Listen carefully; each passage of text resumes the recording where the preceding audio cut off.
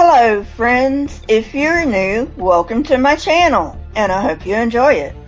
For my fans and subscribers, welcome back. I really do appreciate the patronage.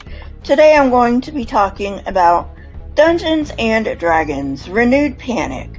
Gee, imagine that. There's not much else I need to say. Let's get on with the video. Although second-generation RPGs didn't have as much criticism and resistance as games like D&D, the fact of darker, more realistic fantasy worlds renewed confusion among outsiders. The fact that new RPGs explored criminality and urban decay added to this confusion. Before getting on with the educated stuff about moral entrepreneurs, I just wanted to add mine into the mix. They're called moral entrepreneurs because all they want to do is make money. They are not moral crusaders who care about morality. At this point, moral entrepreneurs were pushing the non-existent moral decay and impending crime wave. All of this led to renewed panic in the 1990s. Politicians and the media were pushing the myth of urban decay, and they repurposed RPGs to fit into their own fantasies of fallen society. The FBI showed up at TSR headquarters in the summer of 1980. They were developing an RPG about espionage called Top Secret. However, it happened to be a mistake because the concerned citizen who found a memo about assassination and alerted the authorities did not understand the context of the memo. And just in way of a public service announcement, people, if you have any doubt about the authenticity of any threat, contact the authorities. A more serious case happened when the Secret Service raided Steve Jackson Games in Austin, Texas on March 1st, 1990. This company published GURPS, Generic Universal Role-Playing System, that had simple game mechanics that could be adapted to any genre and setting. In that year, the company was in the process of developing GURPS Cyberpunk. For those not familiar with Cyberpunk, it is a subgenre of science fiction dealing with information technology, cybernetics, and social decay, featuring hacking and cybercrime. The gist of this incident is that Steve Jackson Gaming came up with game mechanics that represented hacking and posted it online. When the Secret Service discovered the site, they thought it was a tutorial for cybercrime. I'm not going to go into Steve Jackson's press release, but tiny businesses like his operate on narrow profit margins, and the raid almost bankrupted the company. Because its product was held by the government, the company lost money. On the bright side, the game got free publicity. And no, I am not defending the Secret Service. However, the Secret Service did investigate the author, Lloyd Blankenship, and concluded that he had connections to the, quote, computer underworld, end quote. In May 1991, Jackson filed a lawsuit against the government, claiming that bulletin boards fall under protected speech and the Secret Service hadn't met the legal standard to seize instruments of free speech. Judge Sparks of the U.S. District Court in Austin, Texas, ruled in March 1993 that the raid violated the Privacy Protection Act and awarded Steve Jackson Games over $50,000 in damages. While all of this was going on, White Wolf largely escaped the attention of anti-gamers. However, this changed in 1996.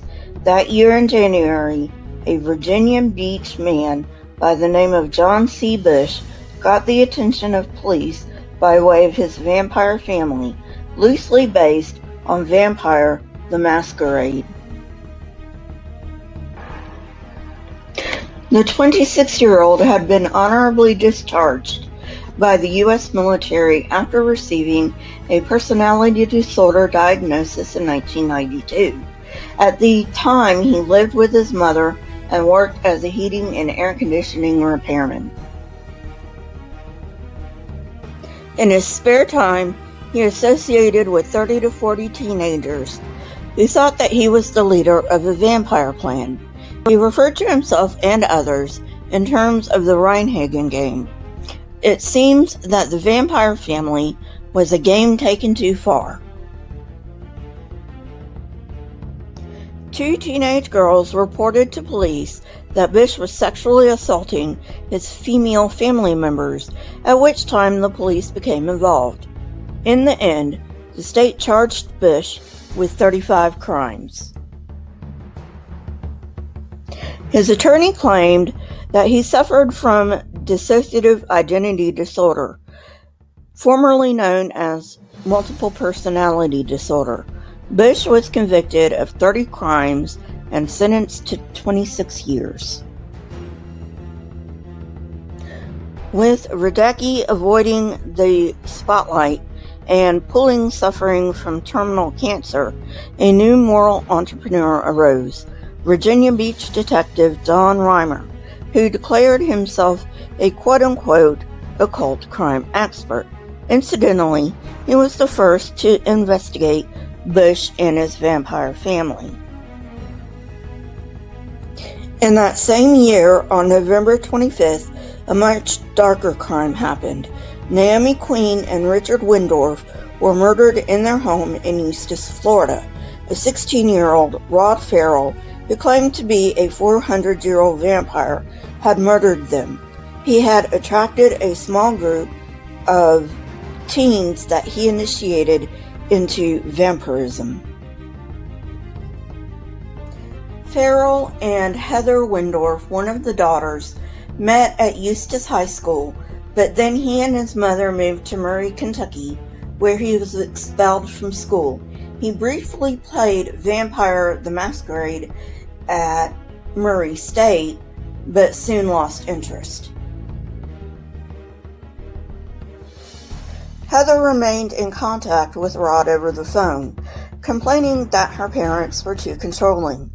Depending on which story you believe, Heather was complicit, but she was not there and she was acquitted by the jury.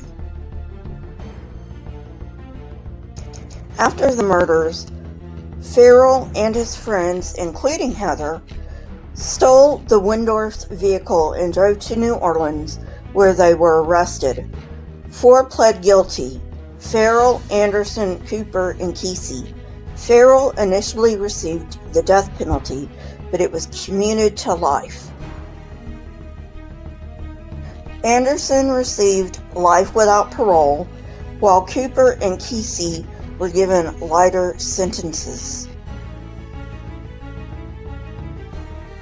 The murders reawakened concerns that playing games made people dissociate.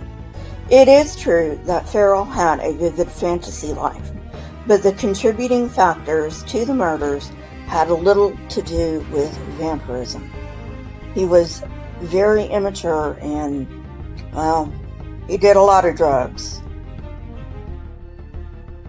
There were other contributing factors, but I don't really want to go into them. Basically, it really doesn't matter. At least, it matters to me, but it doesn't matter to the story. Well, friends, that's it for today. I hope you enjoyed it. If you did, hit that like button, press the subscribe button, and if you want to know when I come out with new content, hit the bell next to the subscribe button. Also, please leave comments in the comment section as they trigger the YouTube algorithm. My Discord, Twitter, email, and PayPal are in the description along with the source that I used. Keep learning and searching for truth.